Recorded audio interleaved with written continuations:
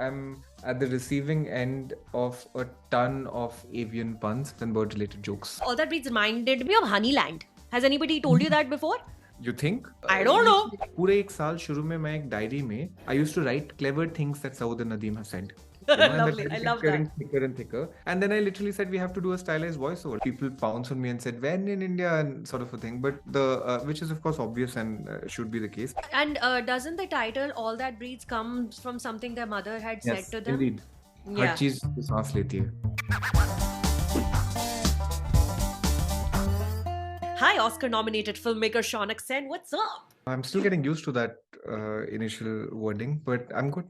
How are you? Bizarre, but it's gonna be with you for like the rest of your filmmaking career. I know though. somebody texted me and said it's the first three words of your obituary. That really puts a kind of scalar sense to what's happened, right? Thank you, Shaunak, for giving me your time. ज़्यादा समय नहीं लूंगी मैं. I will make it very short, crisp, and painless because I know you're doing a ton of this right now. But can you make me one promise? One.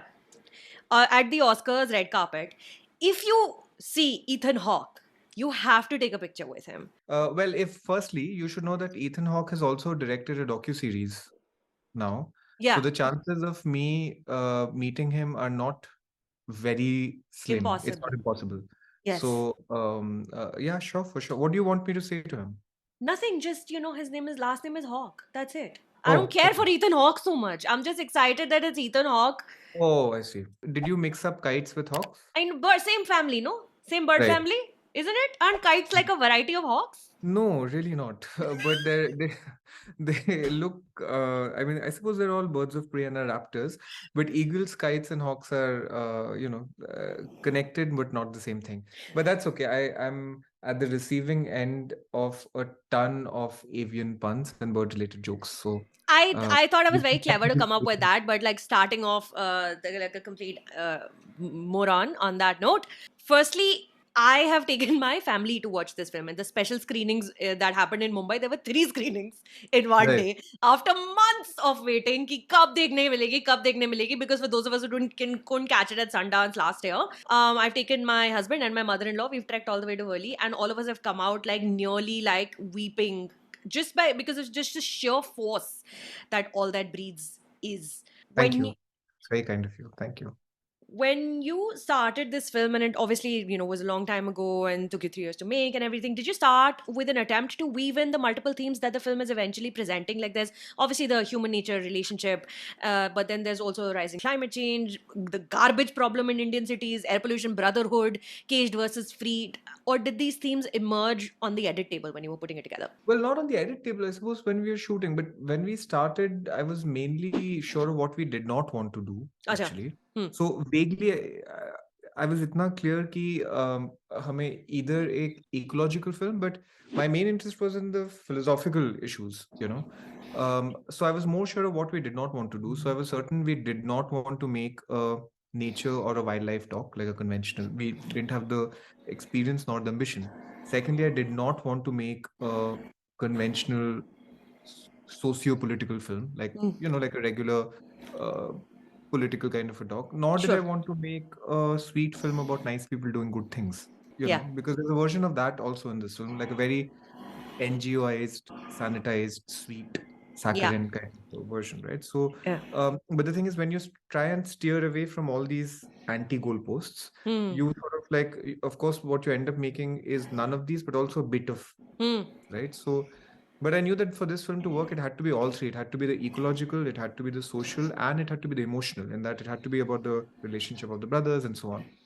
So it became a kind of garbled mishmash of all of this, for which I think the film benefits from. It's because everybody who's watching the film is finding their own kind of something that they've latched onto, and something that has touched them and something that has moved them. In fact, like in your last frame of the film is Nadeem is. Am I allowed to say the last frame of the film? Yes, I no. suppose you can. No, if you don't, okay, fine. You don't want me to say it, I'm not going to say it. I mean, look, it's not like it's a thrilling whodunit or whatever. ठीक है चलो spoilers में नहीं जाते छोड़ो नहीं जाएंगे guys तुम लोग को देखनी पड़ेगी फिल्म हम कहाँ पे फिल्म देखेंगे ये भी we will come to the end of this interview we'll discuss this for those who are abroad India के बाहर already the announcement has been made that on 7th of February it's coming on HBO. For Indian viewers we'll come to that shortly. How did you meet Saud, Nadeem, And then Salik, of course, who comes as a part of the trio. I actually met the brothers only much after I decided to make the film. So I knew, see, the thing is, for anybody who lives in Delhi, the air is just such a preoccupation, right? It's Yeah, constantly dude. one talking about Yeah. it, and you're even sensorially, you're constantly weighed down by this kind of a gray, opaque thing that's constantly, coating your life. Yeah. So I wanted to do something on this tone or texture of life in Delhi between, say, November to February. All of us are familiar with that, this Yeah. kind of a the picture postcard of Delhi is this kind of a dystopic grayness that is laminating your life. And every time you look up, you have these tiny black dots, the chills that are flying in the sky. So I was interested in doing something, and I was also philosophically interested in human non-human coexistence or entanglement or kinship. Hmm. And that's how it started.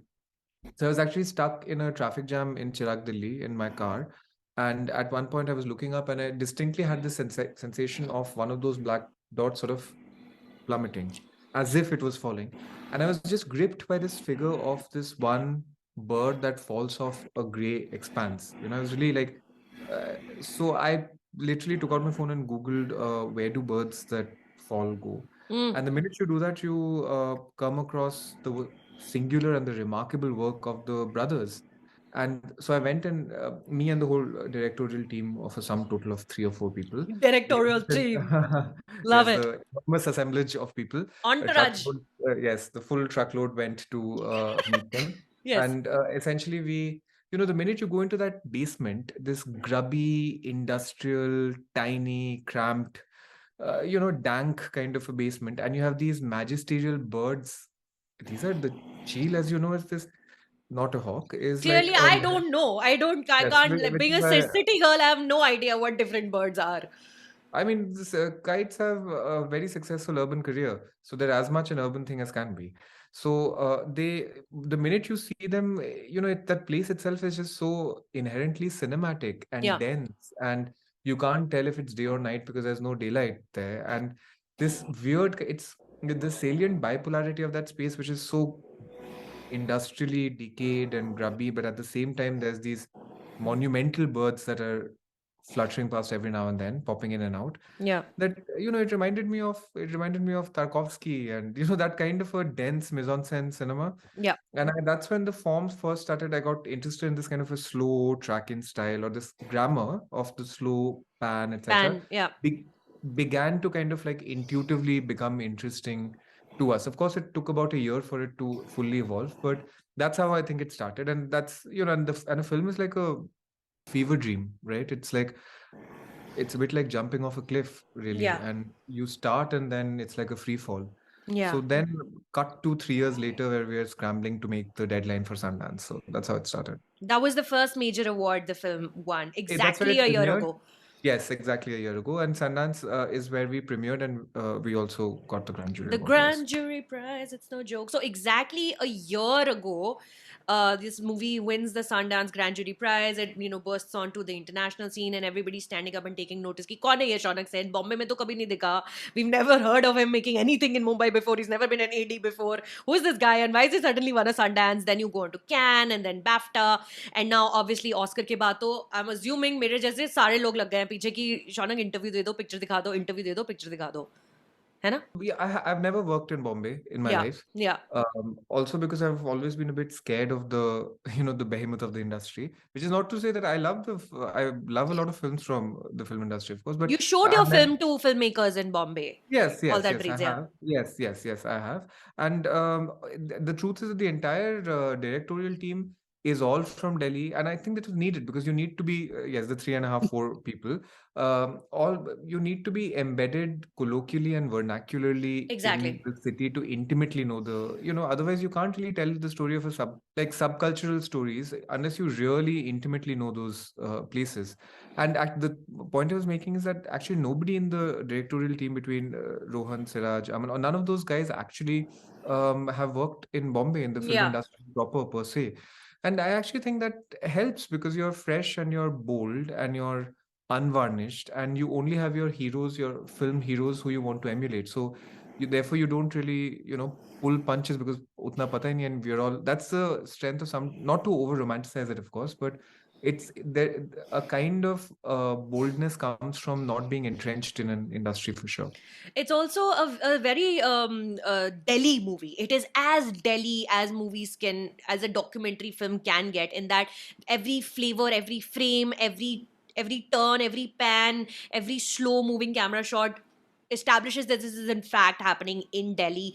It's very specific to that city, and like I said, it can only come from people who are an intrinsic, like properly like enmeshed into the city and understand the city as well as a filmmaker should, that's making a documentary film in based in that city. You know what? All that reads reminded me of, and I've only just watched it 1 week ago, so I've only had spent a week with the movie. It reminded me of Honeyland. Has anybody told you that before? You think? Uh, I don't know. so the thing is that if you have a family and an animal like a bee, so of course when the one of the main reference points for people when we were making the film would be that sounds like Honeyland. In that there's an animal and there's this thing, but of course, I mean, once you see the film, there's barely any overlap because Yeah, like it's a completely different this thing. But yeah, I mean, I was it helped to see that a film could be made from the non. I mean, it's Macedonia, so I suppose it's the West, but it's not like the West in the Hollywood. mainstream. Yeah. Yeah. So a story about a family and a bee and a set of bees was interesting. But of course, I mean, so it was vaguely in the cloud of things, but I only saw it a bit later. But Hmm. yeah, I mean, it helped to for the fact that a film existed that tried, thematically some of those things. But then, I mean, yeah, and you see it, you'd say this is interesting, but then you just completely move away and Yeah, move on. it's just that the only parallel is that here you have a group of men, and there's that woman who are seemingly the only people in the world interested in this conservation that they are doing. No one else seems to be fully understanding how important the work they're doing is, and because they don't quite understand the pace of the world and the way it's running outside of their immediate circle, and how they are coming to terms with the changing tonality, changing kind of their place in the world as it is changing around them. That was a parallel that I felt. Now that you said, I suppose one could say, the brothers are interesting because they have a kind of wry resilience, right? Yeah, I like them because unlike a lot of environmental discourse, they're not, it's not a kind of gloom and doom despair, nor is it a kind of like romanticizing of a kind of of nature, right? So what I like about them is that they have a kind of unsentimental, stoic, put your head down and get on with it kind of a wry resilience, which I yeah, really enjoy. And they're actually like three Don Quixotes, right? yeah, And every kite that flies is a bit of a micro miracle, yeah. I feel. But it's an interesting philosophical disposition towards climate change. It's Yes. like it feels like in some months, on some days, it feels like they have the front row seats to the apocalypse. Birds literally falling off the sky and coming to their tiny Which is a basement. metaphor that we've Uh, seen in popular culture so Yes, many times. Like birds yes, will begin and to fall. yes, and still, they sort of they don't take themselves too seriously, Yeah. and there is a kind of a, as a kind of boldness that is not taken very seriously, which I think could also be, even in Honeyland, the thing that I appreciated is that there are often times you get surprised by where uh, radical empathy comes from. So in that sense, I suppose that you can say that even that protagonist there. But the brothers are interesting because they're like philosophers, right? They're really, really wise in how they talk Yeah. about non-human life, about Yeah. urban ecology, and so on. I mean, you're saying that you're not trying to look at it from a romantic gaze, but Saud specifically is a bit of a poet. The way he's talking about, like, he's the one who says the line, and this is not spoiler. Please allow me to say Okay, that fine. line. You can say Line. anything. You have a free pass. It's not a some edge of the seat thriller. It's नहीं नहीं, but completely I fine. understand वो Anything. थोड़ा last में थोड़ा बनाते हैं उसको. You have to watch the film till the end to know what we're talking about. But there's one line, and I paraphrase here, obviously I'm going to get it wrong, that South says that एक दिन छाती फट जाएगी और चीलें उसमें से उड़ के निकल के उड़ जाएंगी. Where does that poetry that he's bringing in voiceover is coming from? Like, are you sitting in a dubbing studio and I'll he's tell written you, these yeah, lines later on? I'll tell you where that specifically came from. But the broader thing about the voiceovers is that, I figured that this film had to be poetic and contemplative. So initially, when we started, we were shooting handheld. Okay. अच्छा. Now, with handheld, what happens is that there's always a tinge of slight restlessness or anxiousness that is imparted to the camera itself, right? Because the camera person is breathing, etc. So that kinetic and energy has a kind of, मतलब स्थिर नहीं लगता, मतलब हाँ. ठहराव nahi lagta, Huh. right? It's good for, born legacy, born, it's like that kind of a thing it's good for, right? Yes. Or some other kinds of more tense sort of a thing. But here, because the characters are so philosophical, and what we were trying to access was a more slow burn, sublime thing. The idea was that it had to be more meditative and contemplative. Okay. Yes. So then we figured it has to be, and then I felt like if we figure out this slow style Pan. where it's not a technical pan, where it's not going from point A to point B that we see in a lot of mainstream films, Yeah. but it's actually a motivated pan where it intuitively responds to the motivations of the world. हवा चल रही है, आवाजें आ रही हैं, and the camera's taken all of that, right? So when you figure out this kind of a grammar where it's meditative, that's the style, and it's intuitively kind of explorating the world, Huh. it takes a kind of lyrical style. But even then, I was not fully persuaded that this was enough, because the brothers had so many interesting things to say that were their thoughts. They're wise people because they've spent they're like organic intellectuals, right? There's a kind of experiential wisdom. And the way they spoke about how they fell in love with the kite initially as kids. And I wanted to have this kind of love story between man and kite, and the kind Yeah. of ravenous, obsessive, otherworldly, wondrous aura that the kite had, right? And Yeah. I was very moved by it. And all of this, the documentary is about the immediate and the here and now, right? So how do you excavate the past? And therefore, I needed a kind of poetic device, a kind of style Okay. with which I could go into the inner life of mind. And therefore, we started doing this thing about, I thought कि stylized voiceovers करेंगे, which are obviously stylized, which are not like actual interviews. Correct. तो पूरे एक साल शुरू में मैं एक डायरी में I used to write clever things that Saud and Nadeem have said, and that Lovely. I diary love kept getting that. thicker and thicker.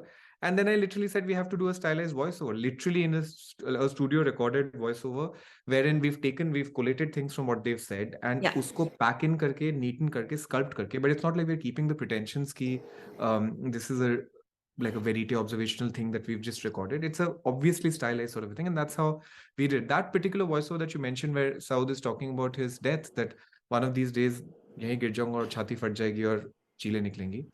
That actually has a different story, slightly personal and dark to it, which is that through the course of the film, I also had a big personal loss. My dad very suddenly passed away.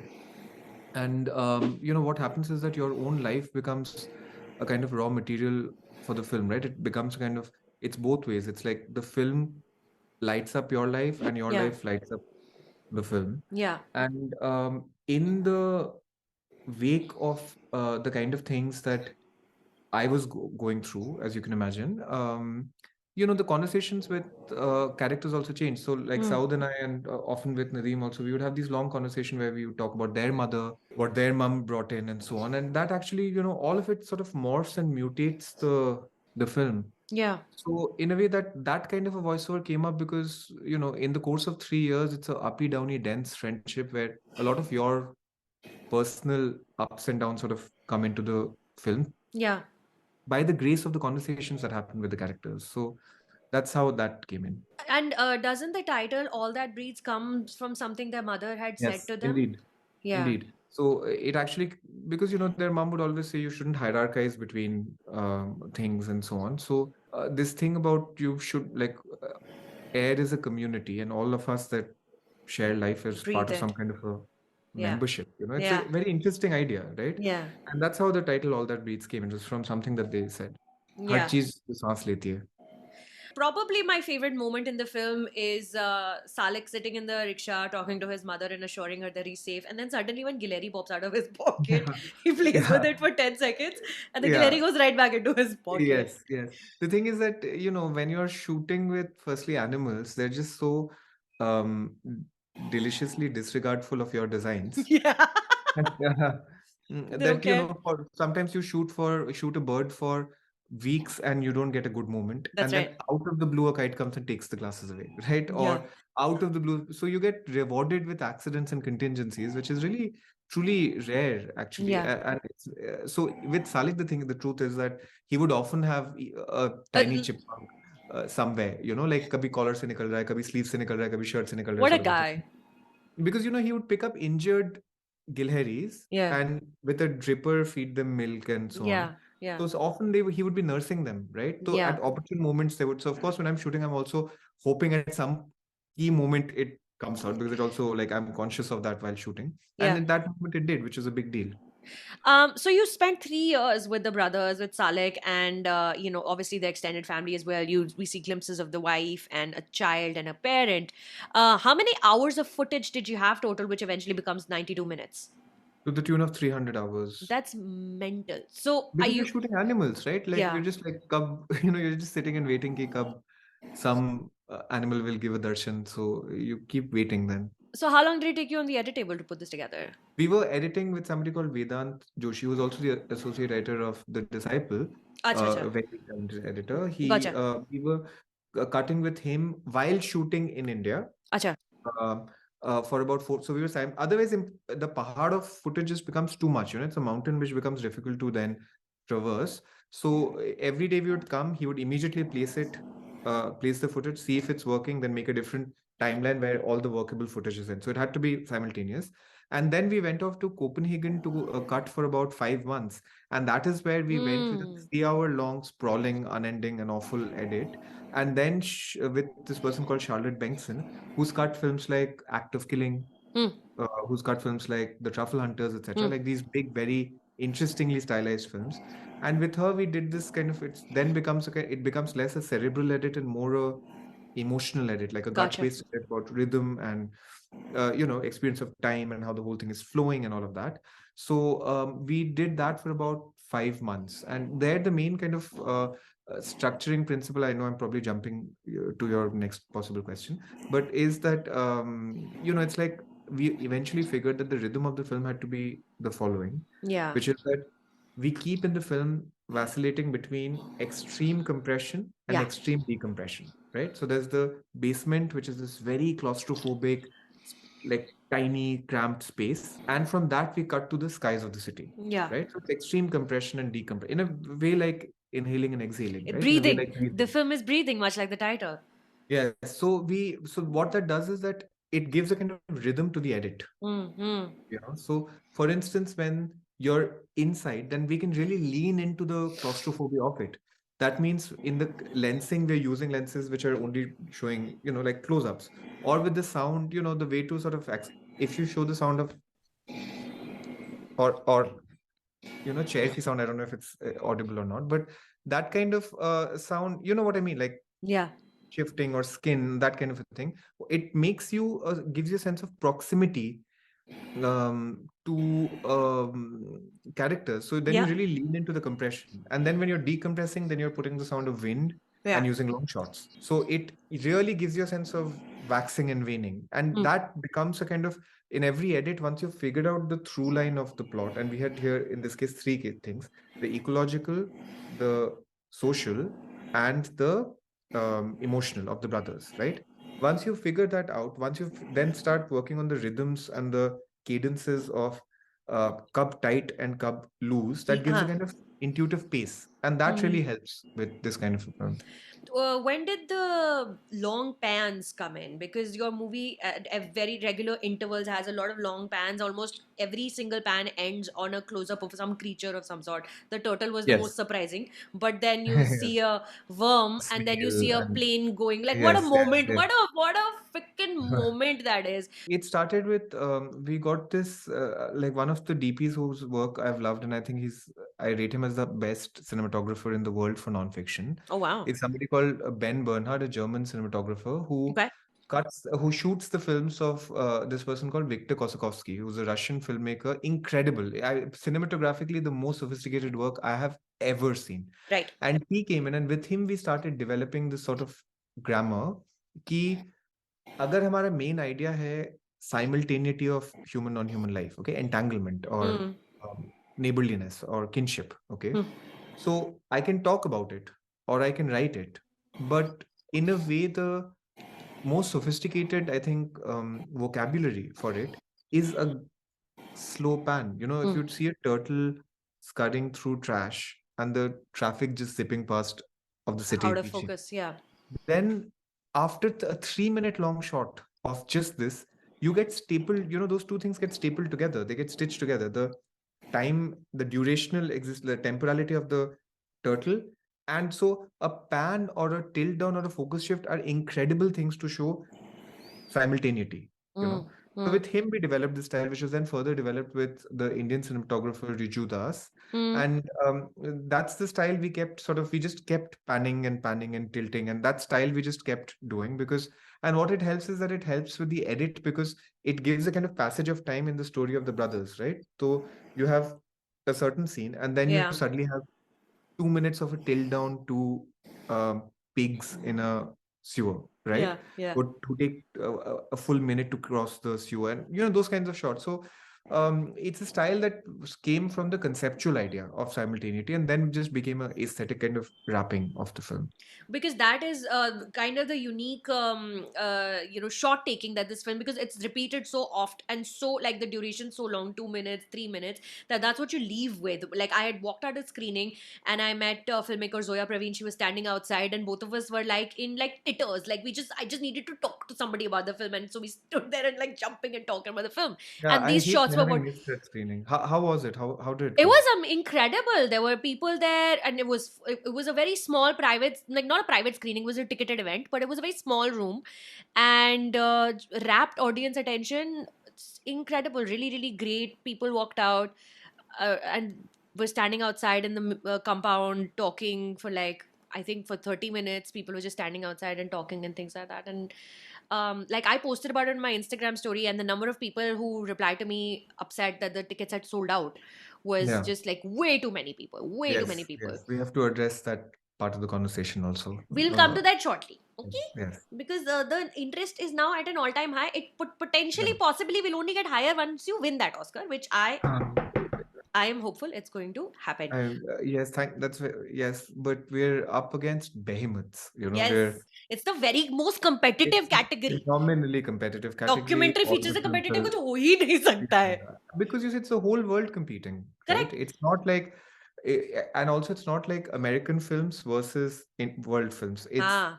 It's the whole world. It's American films plus all of world cinema. So it's super competitive, and I mean we're up against, it's a uphill task. But let's see. पर कपड़े उपड़े कैसा stylish वेलिश तैयार करा है. I haven't thought of it yet. It's just like, tuxedo पहन के tuxedo. हाँ, I've just मतलब मैंने उसको that जितना delay कर सकता, I'll delay it to a critical mass of um, anxiety, and once I arrive at that, then I'll take a decision. You're fully ignoring it right now. Yes, But yes. has the movie and its eventual successes, many successes, continuous now 1 year long success, like one thing after the other, helped the brothers, their organization, and how so? Well, firstly, the good thing has been that they've been traveling constantly. All the brothers came to Cannes. Nadeem at this Salik point. also came. He's so Yes, cute. everybody. Salik's a cousin actually. So, Aha. all of them came to Cannes. Nadeem has at this point gone to almost as many film festivals as I have. He's It's gone to wonderful. Chicago, to Australia, to New York twice. It's like they'll come to BAFTA, they'll come to the Oscar. So it's really like that way. It's good in terms of material. These things are. Producers have very kindly helped fund the hospital, the bird hospital, for a year, which means many, many, many hundreds of birds. It's actual concrete help, which is good. But having said that, I don't want to like romantically overstate how much a film can in one fell swoop change the lives of People so this is a involved. conversation we keep having, which is that Yeah. hopefully it provides some kind of material alleviation. It alleviates some things, but above and beyond that, we're still we'll see how much of the donation comes in from HBO and so on. But hopefully it provides a kind of momentary oasis and more. But at the moment, I don't want to, one should be careful about how one frames this. It's a film can or cannot also completely transform lives. I suppose that is also a documentary filmmaker's burden to carry, because you are not using actors to tell a story and writing a story that's born out of your own heart and mind, but it's actually real people and their real lives work that you are suddenly now responsible for bringing to the world in a respectful fashion that is not going to hinder their attempts towards making a better lives for themselves. How do you deal with that? Right. I mean, look, the ethical compunctions of that are huge. Yeah. And it's a constant conversation of what is okay and what is not okay. Right from the beginning of the shoot, right? अच्छा ये करें या ये shoot ना करें, अच्छा ये ना करें shoot. That sort of a thing is, and what you get on the first year of shooting is not what you get in the, for instance, this bit where Nadeem talks about what his life means. and he says कि आज अगर मेरी death हो जाती है Yeah. तो what would that kind of a thing. We shot it in year 3 and we were discussing it and we shot it at like 2 in the morning and at some point Nadeem had told me कि ये सब आपने कैसे you know dredge out करके निकाला. निकलवा लिया. The truth is it's a I wouldn't have been able to access those inner recesses in the first year. It's the question of what is okay and what are the things that you can consensually go into and that you can't is really a ongoing conversation actually. And Yeah. even the other stuff like they have, of course had to say of what they felt okay showing. So they were often seeing bits of the edit, they saw the cuts twice, all of That's that. It's great. a constant, they're interlocutors and they're also representatives of the film in terms of Nadeem does a lot of Q&As with me when he's in screening. That's So wonderful. it has to be a sort of a process. So they're going to the Oscars with you as well? Yes, of course, you think. Arey, I don't know. Good. No, I'm so and happy. and the BAFTAs. I think Salik Beautiful. is coming for the BAFTAs and the other two are coming for the Oscars. This is what the plan is now. But we're trying to figure whether Nadeem is coming to BAFTA or not. So That's incredible. And this is not like Vinay's While We Watched, because the subject of your documentary, the power structure is very different here. You yes, have the means and you're the one bringing the story to the world. And like, whereas when you're making a film about Kejriwal or Ravish Kumar, you don't really have to worry about, a whole lot of things that you're worrying about when you're talking about a small homegrown indie organization that's saving wildlife. Speaking of While We Watched, मैंने उसके लिए hashtag चलाने की कोशिश की, वो चला नहीं, www we want while we watched. अभी वो आएगा जब चलेगा, but now we also want all that breeds. International audience को देखने मिलेगी HBO पर on 7th of February. What about देशवासी? there is a very clear answer to this. The thing is, people pounce on me and said, "When in India?" and sort of a thing. But which is of course obvious and should be the case. But and the first thing to say is like, of course, who will want to show it at home more than all of You. us? Right? Yeah. Like who will Directorial team. as if the team itself will militate against showing. So this is where it stands. As you know, HBO is the distributor. HBO Max puts it on the 7th of this thing, and then there's a gradual rollout in all territories across, Gotcha. including the films, including the places that license it, right? So, for instance, in the UK, it goes on Sky. In India, it gets licensed to Hotstar. We are figuring out whether it comes to Hotstar or where, but basically between February and March end, it will be across globally. So it will be available everywhere. What we are figuring out is what territory when, but in the next month and a half, like in the next 1.5 months, it will be available everywhere. That's excellent. Thank you, Shaunak, for your time today. Thank you for talking to me about this film. And I apologize for my hawk versus Cheel gaffe in the beginning, because I'm an idiot. So that's just how And the cookie I mean, crumbles. before the beginning of this film, I wouldn't have been able to tell either. Henna? Okay, so now I feel a little better about myself. Good luck, man. We're all rooting for you. We're all rooting for you. We're going to be watching live. जितने भी 5:30 बजे 6 बजे सुबह आएगा यहाँ पर हम सब देखेंगे और हम सब अपने रिएक्शन के वीडियो बना बना के Instagram पे डालेंगे. Happy. We're Thank very proud of you. you. Thank you.